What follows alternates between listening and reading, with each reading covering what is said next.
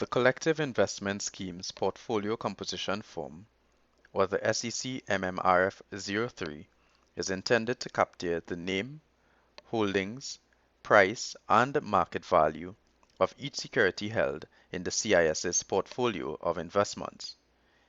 It must be completed by only CISs. For a CIS issuing different classes of units, a separate CIS portfolio composition form must be completed and submitted for each class.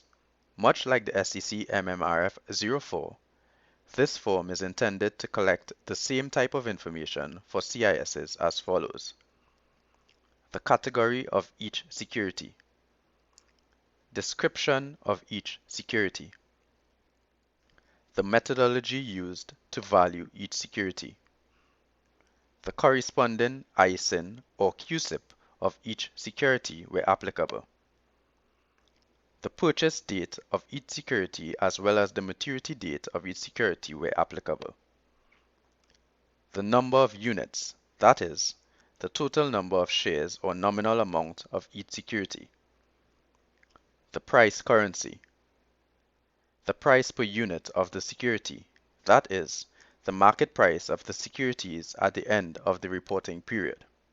Unique to this form is the requirement of the CIS to submit information on subscriptions, redemptions, and net asset values. The CIS is required to state the following: total subscriptions for the quarter end excluding reinvestment of distributions. This is intended to capture new business that is generated by the CIS.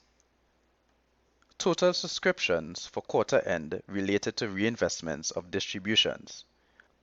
Total redemptions captures the total withdrawals by unit holders from the CIS during the quarter. For the net assets of fund at quarter end line item, the CIS is required to state the total value of all positions held on the CIS portfolio less all of its financial obligations, such as its expenses and management fees. For number of units at quarter end, the CIS is required to state the total number of units or shares held by unit holders of the CIS. The fixed or floating NAV line item requires the CIS to choose whether its unit price has a fixed or floating NAV from the drop-down menu. The CIS is required to state its NAV for each individual unit or share.